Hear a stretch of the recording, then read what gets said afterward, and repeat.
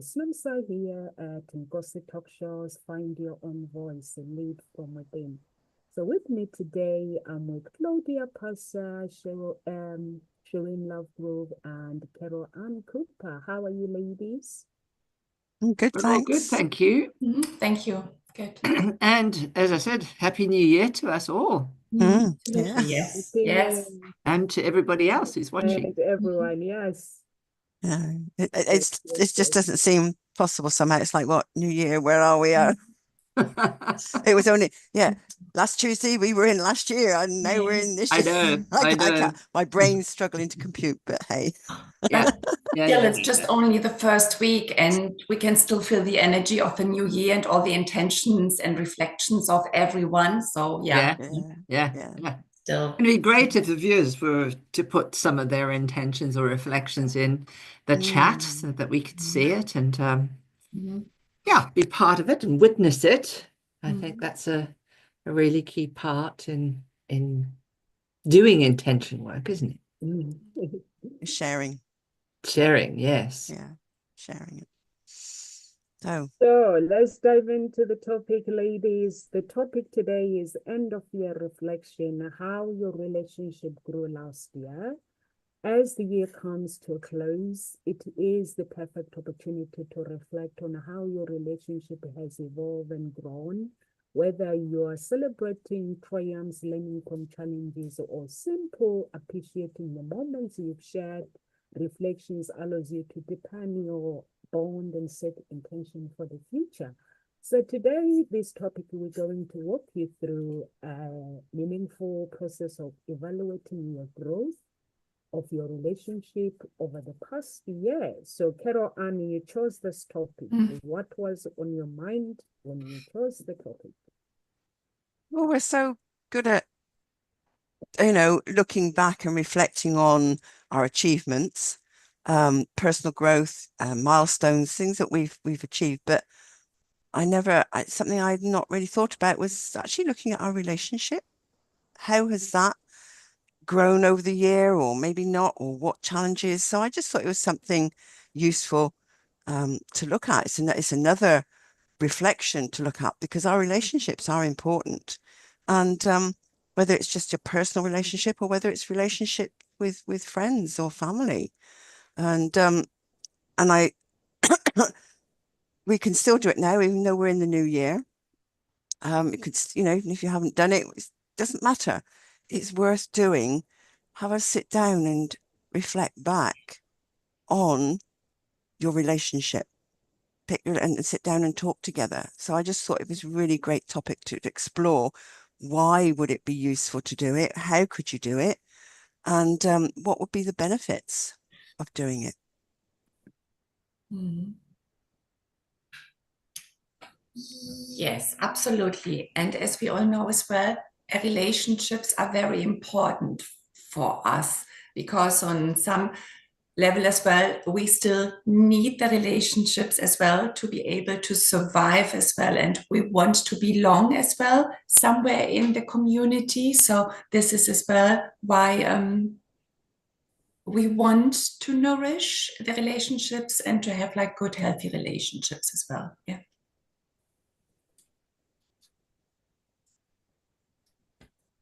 Yeah, I think the end of the year is always a good time to reflect on what you had maybe set out for the previous year and what you had achieved, or where you've come or where you've grown. I think these are really important things for how we take those first steps forward into the new year. And particularly looking with the different categories. Okay, what's your relationship? Everything is about relationship. That really is how we interact with all energy, is forming our direct relationship with something. It may be our relationship to our business, it may be our relationship to our children, it may be our relationship to colleagues and friends. It could be our relationship to food. It could be anything. A relationship is really about how are we relating, how are we interacting, how are we doing the bit that needs to be done in order to create something with another or another thing. So, for me, I suppose I haven't done too much contemplative, which I need to do. I have been a bit busy, but I do think that one of the things that I really started to think about was it's 2025 is a 9 year. So a year, the number 9 numerologically is the number of completion. And I have a lot of outstanding projects that I want to finish and complete this year. So for me, that's the biggest thing, and how I'm going to set that up in planning. So what am I going to do? How I'm going to do it? What would make it easy? Where will I have a lovely avoider saboteur that likes to avoid things. And I also have a lovely saboteur that's a bit of a perfectionist. So these two really work together to stop me, because if it's not good enough, oh dear, it's hard to finish and carry on, isn't it? Because you keep on trying to want to correct and correct and correct and want to make it perfect. So yeah, one of the things is to really just focus on what is good enough, and what can I do to get that stuff done, and really put in the deadlines and stay true to those deadlines. Make sure I do a check-in daily. Where am I on these deadlines? So that's something that's been really sitting there. But more an evaluation of my relationship. How am I relating to things? And how does that relate to my outcome of whatever connection I'm trying to create? So, Nomsa, do you find that people sort of sit down and talk about their relationships or reflect back? Yeah, I think January is where everyone gets excited to talk about their relationship and reflect back on things. Some things they keep it up, keep checking in throughout the year, but some people they get excited and they don't carry on with it. I like what you guys have said, different, that it's really, really important to reflect on things relationship wise, how things has gone, and also health wise as well. I think it's really, really important. And also business wise is really, really, really important. I can see now it's all starting January. Everyone is sending me messages. Messages are coming in from WhatsApp, Facebook, and people are like, want to market my business. They have these ideas, and I'm like, this year I have to pick and choose who I work with. I can't work with everybody. I have to pick and choose. So I'm like, okay, I'm staying in that silent moment where I'm like, okay, whatever you offer, I'm just gonna sit on it. So I'm just like evaluating everything that has gone, what happened in 2024, and I know that 2025 is going to be different. I've sent all the documents to Carol Ann as we were discussing last week regarding the business. So I'm just waiting for the outcome and the decision, what they decide to do. So, but otherwise, if that goes ahead, it means I've got to cut off everyone. I can't work with everybody. So I'm excited with that. And I guess it's reflecting back on how relationships have been within maybe your business last year. And then you can say, right, well, this was what accomplished, this was, this worked or this didn't work, but how you can then move forward and set some intentions of how the relationships are going to be. And building in perhaps discussion time, or if things aren't working, have ways of dealing with that, because it's like looking back at, well, what worked last year and what didn't work. And so how can you move things forward and grow this year within the relationship? And, it's also looking back and saying, well, how did your relationship grow last year? So you could be looking, as you said, Shireen, at different relationships, because there are many relationships, or you could just look at your main partner and how did that relationship grow last year. So again, it's just focus on each one, take each relationship and look at them, and you know, what shared things did you accomplish? What sort of anniversaries did you maybe celebrate? What was there that you celebrated together? And these milestones are just evidence of not just markers of time, but this evidence of effort and love in people wanting to stay together. So it's acknowledging, each time. So actually celebrating what you've accomplished is really important. Yeah. So whether it is just with your main partner or just going, it depends what you want to look at. And actually, I love the thought that, yeah, there is more than one relationship to look at. So take each one. But it's not just about celebrating on your own.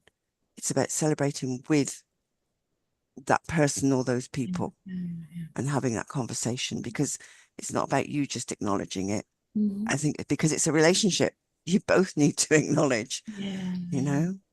I don't know what you others think. Yeah. Yeah. Yes. I can hear Beautiful. it. Yeah. Beautiful. The celebration as well. And as you were asking, I think it was you, Carol, and earlier, if we actually do reflect on our relationships.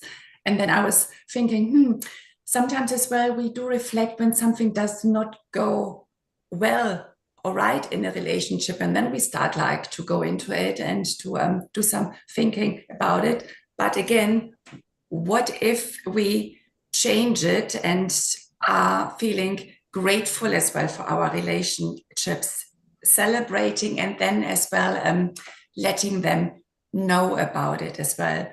Those individuals where we are, want to say how much we are grateful as well for their relationship and friendship as well. So how about this as a new start as well to look at relationships? Shireen? Yeah, I'm going. Your take? I'm going off. What's your take on that? Yeah, I think the idea of really celebrating relationships is such an important thing, and I think it can be really challenging for people to recognize how we can do that, right? How do we celebrate a relationship? Is it something that we have to make a big fuss of, or is it something that we can do daily with just really that inner thought, that inner smile, that inner celebration of somebody else? I was listening to a podcast, but and one of the things that someone said is that how do we keep this internal reality and still, which may be, what we're desiring, what we're wishing for, what we want, and how do we keep that when we still got to do with the normal grunge of the daily life, for example? So when we've still got to navigate challenging relationships or navigate whatever's going on in different relationships, how do we still keep that internal light switched on, right? So in that celebratory mode, and that really got me really thinking about that. And one of the things that's also then started to, it's funny how you see something or you listen to something and then you get another sort of clue that comes with it. And I was busy watching Call the Midwife because I happen to have been one. But on this particular one, this one woman was saying to her daughter, it was dire straits, whatever. She said, I used to play this game of pretend, like I would have a cup of tea and I would pretend it was a glass of hot chocolate and honey and really imagine so strong. And I thought, well, yeah, that's exactly how manifestation works. But it is about how do we hold that, even if we're in that challenging moment, how do we hold that inner light? How do we hold that inner dream? How do we hold that relationship that we want to celebrate? So that's kind of where I'm being led in this conversation. So yeah, that's what's sort of coming up. What resonates for you? Does that kind of feel like something that I love what you've just said about how you keep that internal light switched on, even in challenging moments, because there are so many times when Mm. just an action from someone else, or even a non-action, just them coming in and ignoring you, your whole inner, like, you know, I can feel my whole inner being just goes, oh, and that light literally goes out. You know? Yeah, yeah. So You it's get like, that I slip love and that. you Yeah. lose it, but Well, find am it. I here or not? You know, am I someone to be acknowledged? Or it's like, and I allow that to happen. And I think this is where we Mm. can take charge of that and go, well, what did you just make that mean? You know, they're just in their own little world, but I've made it mean that I'm nothing. I'm not worth acknowledging. Mm. You know, so I'm sort of really sort of this quite an important conversation here as it's starting to me to help think in a different way. So recognizing, okay, that inner light has been totally dimmed or switched off or extinguished. How can I relight it or keep it alight? And yeah, I love that thought. So that's something to really to think about. And it's actually noticing when it happens. Mm. Mm. Because if you don't notice it or become aware of it, then you'll just sink and slump into that sort of depressive Yeah. state. And that's where you then find yourself eating comfort food or just sitting watching telly, feeling even more depressed because it's like, I shouldn't really be doing this. You know.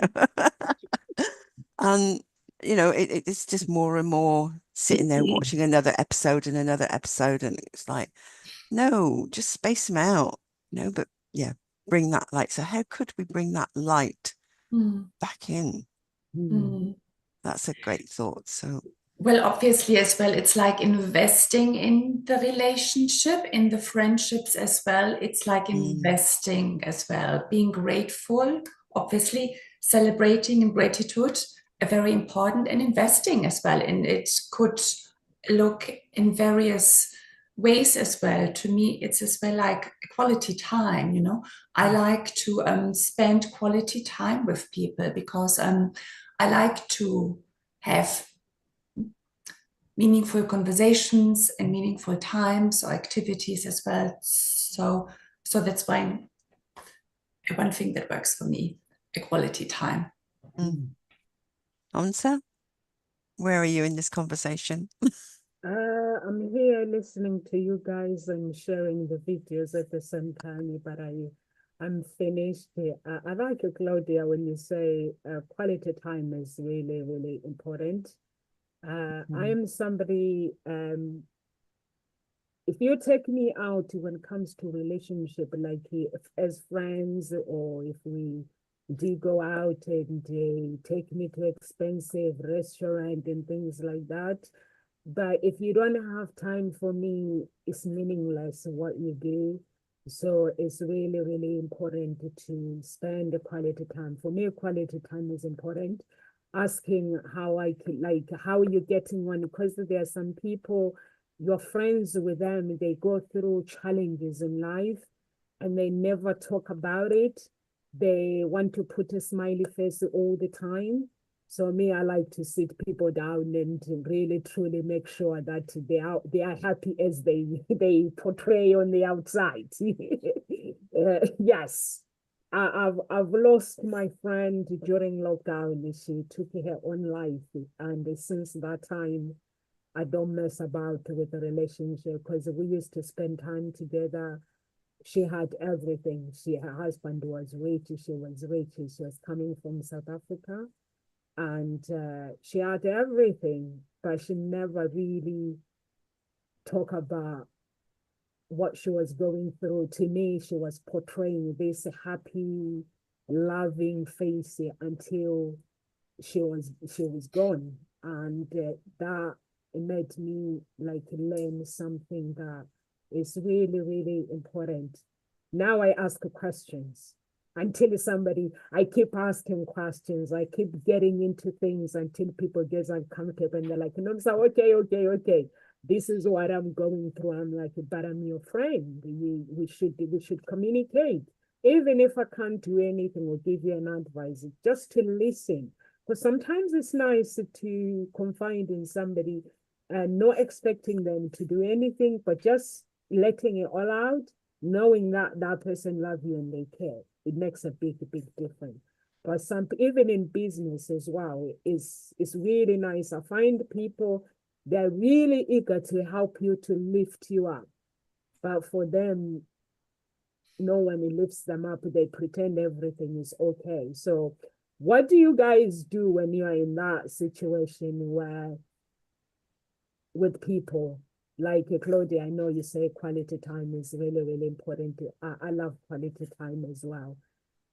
So, Carol Ann, Shireen?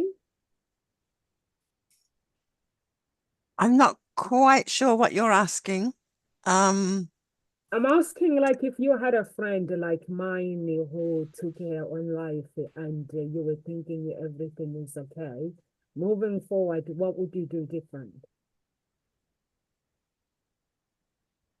If you think everything's okay, Yeah, because there are some people who are good at pretending that everything. so what you're saying is that it's not actually okay? Yeah. And how do you know that it's not okay? How Because for somebody to take their own life, that means there was something that, yeah, that something wasn't working for them? I'm with you. yeah, or maybe she wasn't happy. Because you wouldn't do that if you were happy. You do that if there was something not right. I think that's a question a lot of people ask themselves when they've got someone who's committed suicide and taken their life, because it's like, how could you have spotted it, or what could you have done differently?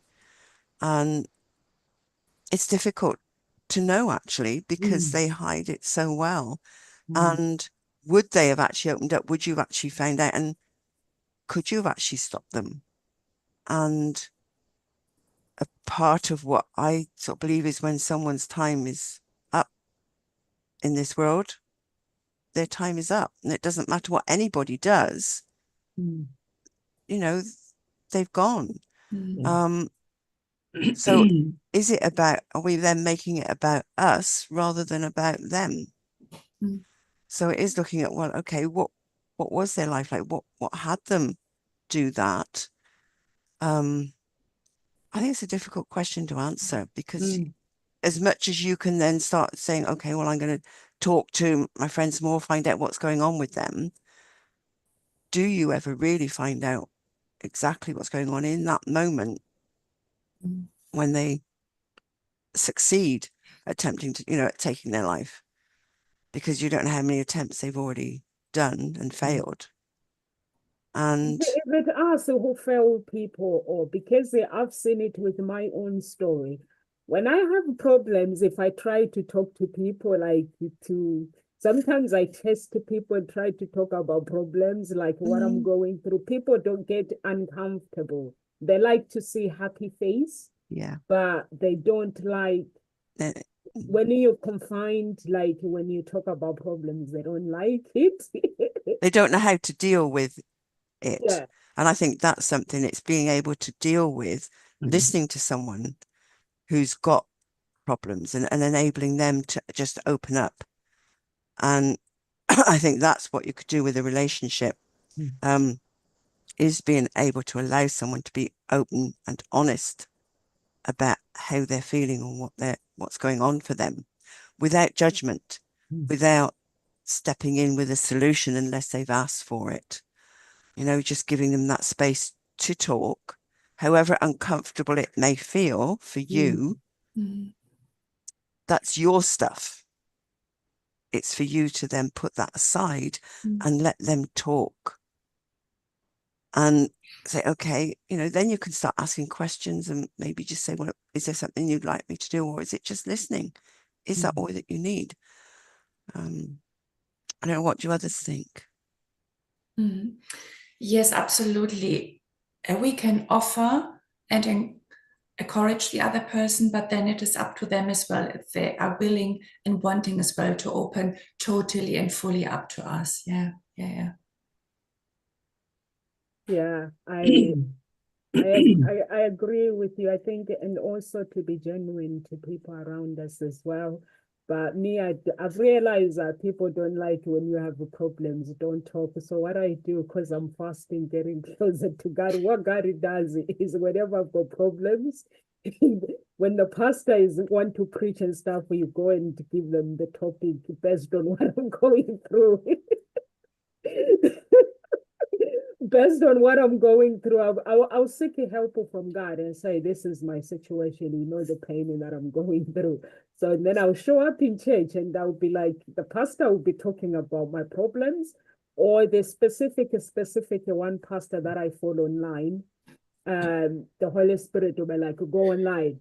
And that pastor will specifically talk about the problem that I'm going through and how to deal with it.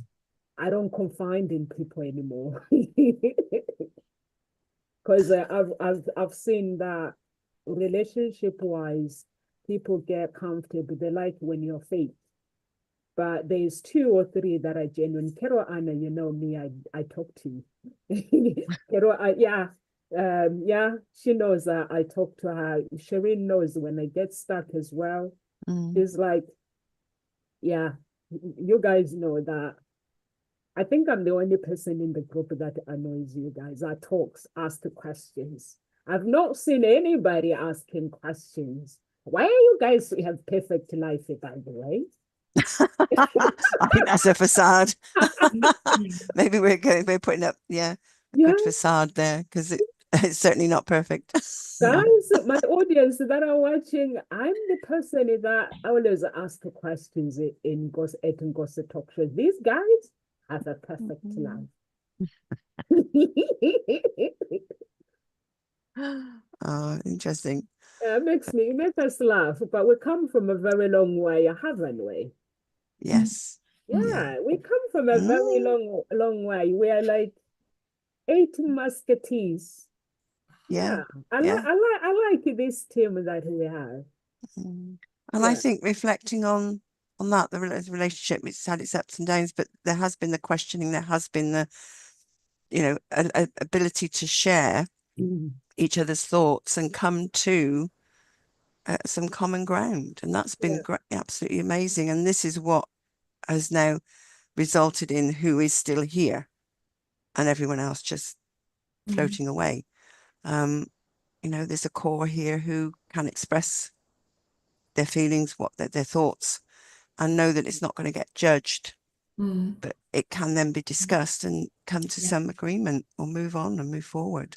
Well, it's about respecting the others and the other opinions and so on. So this is, why we are as well still here as the.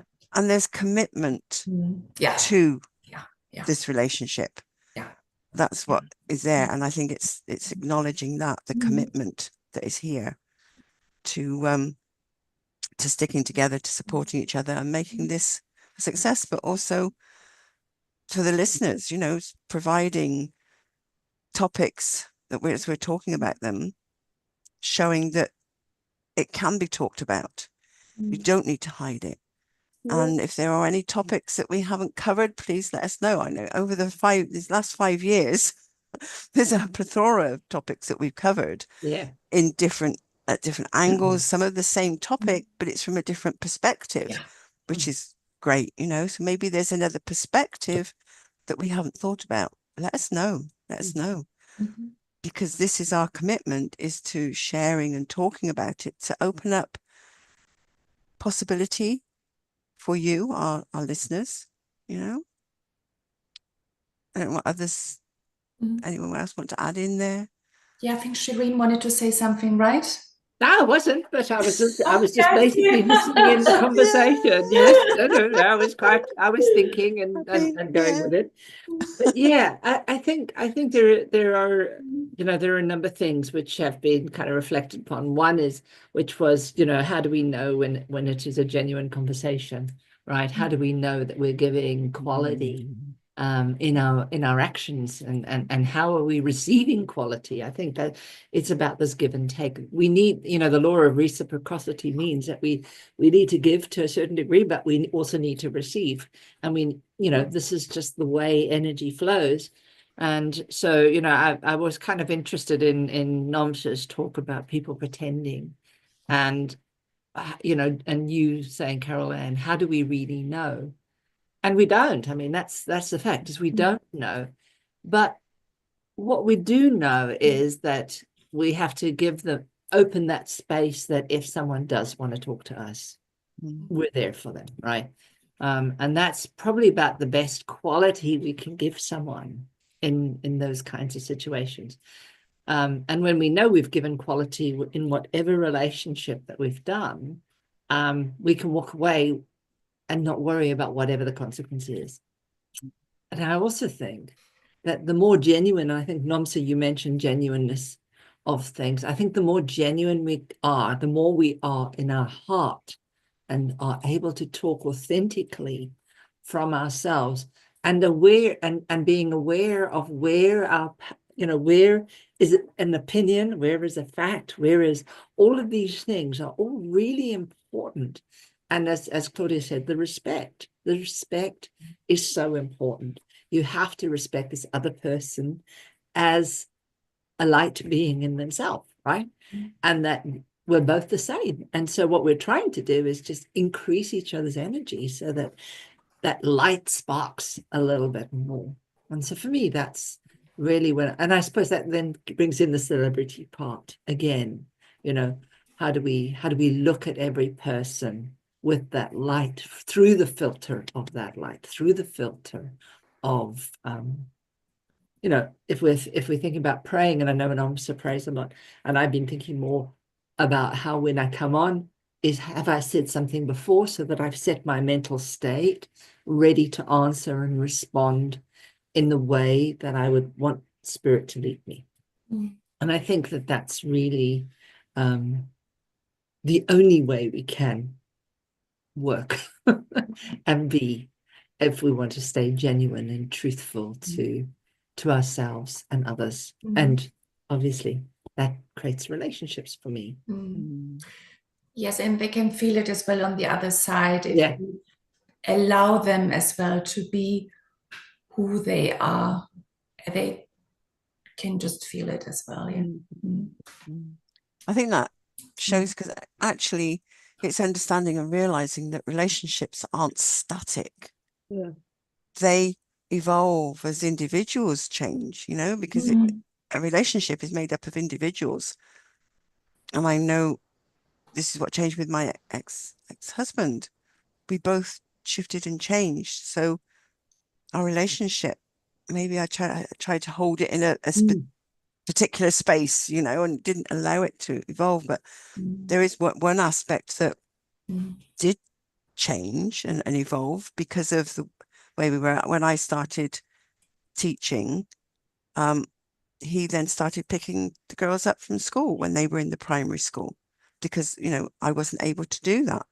So roles changed. So something did shift in that relationship.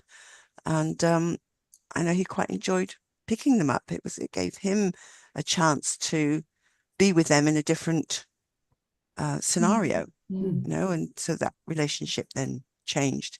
And so things do change, and it's allowing that relationship to evolve according to how the situations change, the people change within that relationship, rather than holding it in a static, well, it has to be this way, that's your role, that's what you do, that's your role, that's what you do. You know, it has to live and breathe and grow and change. And so it's recognizing and acknowledging, how have you shifted in your relationship, or where have you maybe are being a bit static and holding it, and it's got to be like this. Actually look at that and reflect on that. Is there something there that could be looked at and worked on, and think, right, okay, so what could I breathe into this to make it a little bit more fluid, floating, flexible, and allow something to evolve. And because I think I did hold my marriage in a particular state quite a bit. It had to be this way, and that didn't work, because I kept making myself wrong or my ex-husband wrong. And I think it's the roles that you play, because the thought that I have to be the only one that can cook and clean, it's like, no, if I'm working, it's a shared role, you know? So yeah, it's like, where do those beliefs come from? Recognizing what beliefs hold you in a certain pattern within that relationship, which doesn't allow it to evolve and grow, and then sorting out those patterns. But it's also recognizing where you maybe yourself are holding on to them, and what benefit are you getting? There's secondary gains that's going on. Recognizing that what's going on in the background that has you hold on to having to have the relationship be a certain way, and not allow it to grow with you, with both of you. You know, so there is that aspect. Yeah. And so what can you learn from that? How can you learn about each other? So again, it comes down to that listening when somebody really has a problem, rather than going, I can't deal with that right now. You know, because So how yeah. many times do we do that when someone tries to talk to us and we are like, I can't deal with that. Yeah. I'm guilty. Yeah. I remember when I was head of the maths department, and I had one of my staff. She wanted to ask me something, and I in that moment I just could not deal with her and that going on, and she literally hounded me down the corridor, and I'm going, not now, not now, I can't deal with that right now. And she literally hounded me into my classroom, and I'm going, no, not now. But if I could have just stopped and breathed and gone, okay, just give me a minute and then come back, so I could, you know, there's ways of dealing with it which I now can understand. But rather than going, no, not now, not now, not now, that does not help. Maybe ask for a minute or two so that you can get your head around it, and then give them that time. You know, so there are, it's acknowledging ways that you haven't dealt with an incident very well, that actually compounded the whole thing and made it worse, rather than stepping into a more powerful way of dealing with it, that then enabled you to listen to what was going on. And I think there, what you said there was so important, is that authenticity of being able to say, you know, to understand the two worlds. If someone was hounding you, it's because, one, they don't know when you're going to respond, right? So they're hounding you because they're all anxious. Is it going to get done? And they've got an agenda, and you're going, oh, for God's sake, go away, go away, go away. I can't think right now, my head's too full. I just want to run away and hide. Yeah. But you have that. And I think that acknowledgement of what you said is absolutely acknowledge and stop and acknowledge, hey, I know you're anxious about this. I need time because I can't think, and I can't give you a good response right now. I care so much that I want to give you a good one. So they give me a minute of time. Helps that shift dramatically. And I think that that's something, if we can learn those skills to be able to do them in that moment, is, you know, really important. You know, when we talked about how to keep that inner light, that internal light burning, you know, part of it is having those repertoires, those patterns in place where we can actually click in when this reaction happens, that we can switch, we can anchor ourselves into a new response very quickly. It may be that we learn to anchor using our hands or fingers. That will give us a sense of empowerment, or whatever it is, but it will bring a whole neurology into the place of that inner light, so we don't get rocked so quickly. So I think you brought up a really very important thing that happens there, and it can be so easy once we know, hey. But it is then just making sure you take those few minutes and then go back and deal with it. Yeah. And I think that is the bit that Claudia was talking about, the respect. You know, when we acknowledge someone, we are showing the ultimate respect. We are. The moment we put ourselves in their shoes for a moment, or presuppose what they might be thinking, and name it in the best way that we can without being judgmental or anything. If this person was running after you, Carol, and they definitely were anxious. Some anxiety was definitely sitting there. So you only need to address that and just kind of say, I can see this is bothering you, whatever.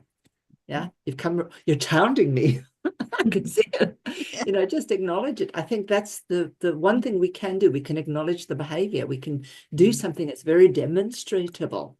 Yeah. And we can, the moment you can point that out, people go, right, yes, I know what you're talking about. They're not clueless.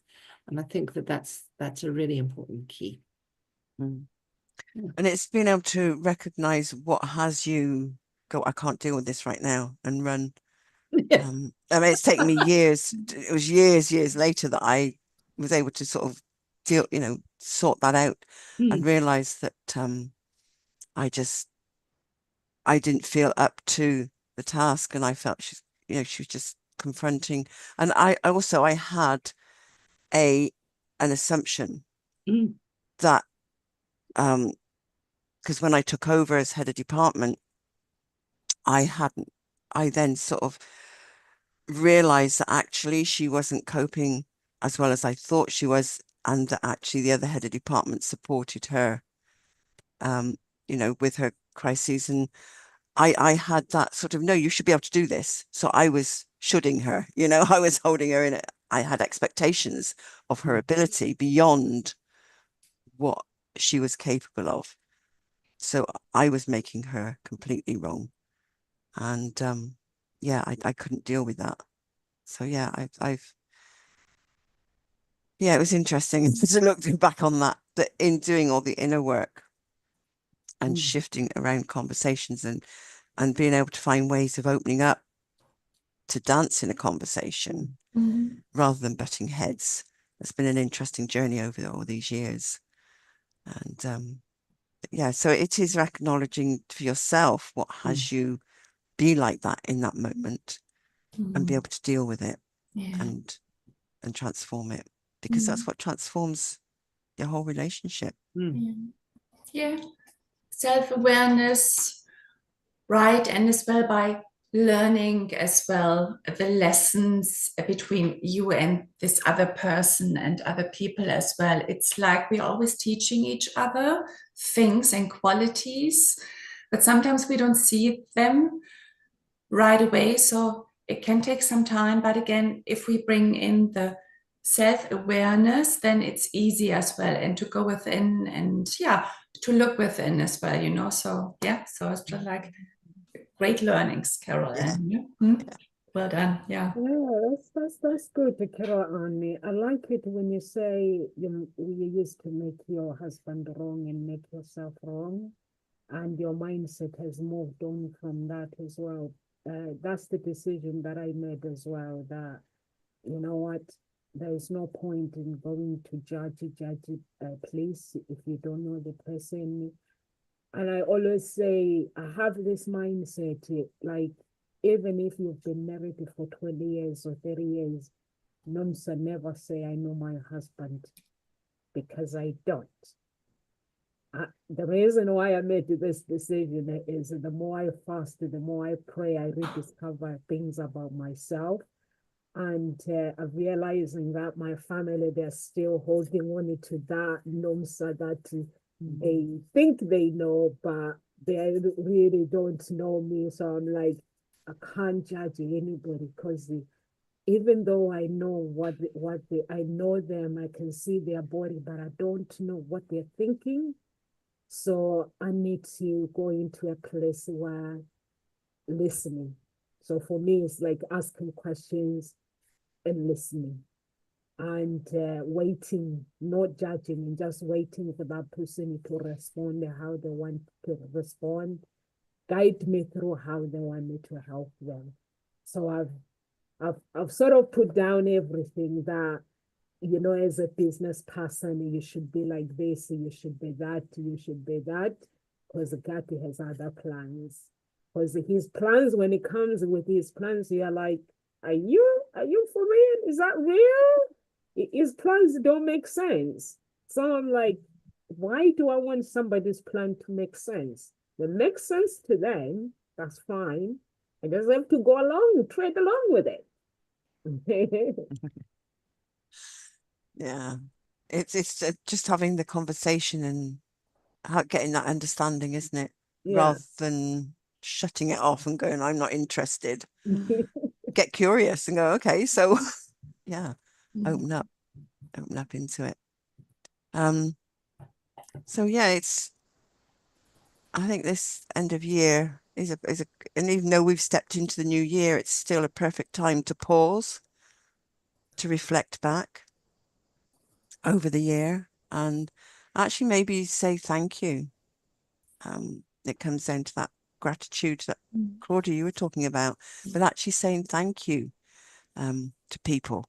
You know, what stood out about them? What were their qualities that stood out?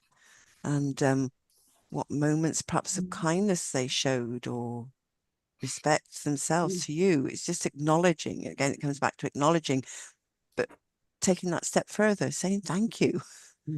And maybe sharing what difference it made to you. It helped keep that inner light alive, you know, a light. Which, because they don't just saying thank you, they might not realize actually the power of the actions that they did take. Just you saying thank you, it's like, okay, but you actually take that step further to explain, well, no, by you doing what you did, help me, you know, in whatever way it helped you. So if it was just keeping that light alive or helping you to feel, oh yeah, life's worth living, you know, because I think, so, you know, I have such, there is one person who it's like, it's my son-in-law. He comes in, every time he comes in, he always says, hello, how was your day? And I say the same back. And do you know, I just feel this glow. It's like, oh, thank you, you know. It makes a huge difference. And I haven't actually said thank you to him for doing that. Maybe I ought to. Not maybe I ought to. I will. Because they don't realize the difference that it makes. No, they don't, but think as well how he will be feeling good about you as well when you let him know as well. I appreciate you. Thank you. Isn't it Yes. beautiful, right? To hear. Yeah. Yeah. Yes. Yeah, Absolutely. you remind me yesterday, Carol, and we had a meeting with the girl that won in Miss Africa, and they were planning and they were planning, and this guy was like, no planning, not doing this, not doing this, just say thank you. Simply learn to say thank you to people. Just say, have an event to say thank you to people. That's like, that makes sense. And everyone was trying to bring their ideas to shove things. I was like, no, thank you. That's enough. But I think that is really, really powerful when you show people that you appreciate them, because it makes them feel valued. And yeah, I think that is really, really important. Even in a relationship, when you appreciate someone. We Yesterday I was in the office, and this energy comes in. It goes, you are just so annoying. And I'm like, annoying? It's like, why can't you just be like everybody else? Get involved in gossip so we can have something to do to you. I was like, hey, okay, what's going on here? So it's like, hey, okay. Because when you fast, you can feel the energy. It comes in, and then it will use someone next to you to speak. So I was like, that is so weird. So I was like, that is so weird. Do I need to join the club of gossip? I was like, that's really, really weird. But I think it's really, really important in a relationship to value people. Me, the power of no gossip, I think I was taught by my grandmother when I was 9 years old. My grandmother used to say to me, Nomsa, for the relationship to work, whether with friends, family, what you hear in your ears, it stays there. Don't take it to somebody else. When somebody comes and tell you something, If they want you to share it with other people, they will tell you you can share it. But if they don't, do not share it. And also do not gossip, because it tears families apart. And she will look at me and she will be pointing and see that family is being torn apart through this, through that. And I'm thinking, why? What is she thinking, this woman? But now I look back, honestly, Carol Ann, those words, they stick with me. I can't sit there and gossip. I just get creative. So yeah, she used to say, what comes into your ears, even when you're married, what comes into your ears about your marriage, it can tear your marriage apart. So choose who hangs out with you and choose what you allow people to speak about in your ears. And I think that is really, really important. I saw a video as well yesterday, and that, I think 2 days ago, and that was like, yeah, relationships are really, really important, because everything that we do, like here at Ngozi Talk Shows, in order for us to move forward, is that unity. And of course, the man, God. So yeah. Any words of encouragement, guys? 4 minutes past 2. Claudia? Yes, absolutely. I mean, yes, again, like life is a journey. It's not about the destination, it's about the journey. And so are as well the relationships we have in this lifetime as well. And by embracing the journey, it's as well like we become more present, and we find gratitude as well in the relationship, the friendships as well, and that every relationship contributes to the tapestry of our lives. And I'll follow on there with a couple of quotes, actually, because there's a quote here which is, in the tapestry of life, our relationships are the threads that give it color and meaning.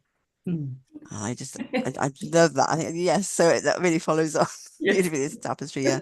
But one other quote is, growth in a relationship comes not from avoiding challenges, but from facing them together with understanding and love. So I just leave you with that. Yeah, definitely. And I think for me, the key is you need to, it's just to be your authentic self. Allow yourself to allow others to have the same space, the same respect, the same acknowledgement as you would like for yourself. That's all. And recognize that, yes, it is the thread. The relationship is the thread that brings the color into life. Yeah, it connects everything together. We know about string theory. Guess what? It strings us together and binds us together. So yeah. Yeah, for me, guys, what I leave you with is relationship is special, and just cherish every second of your life, every minute. Like, live as it is your last day, every single day. And it will help you to appreciate the people around you. It will really help you to appreciate your children. Carol Ann, when you were talking, you reminded me, my daughter stood me up. She's meant to hover. When you were speaking about, you realize that you are not the only one that has to do the work. Someone promised to hover, they never done it.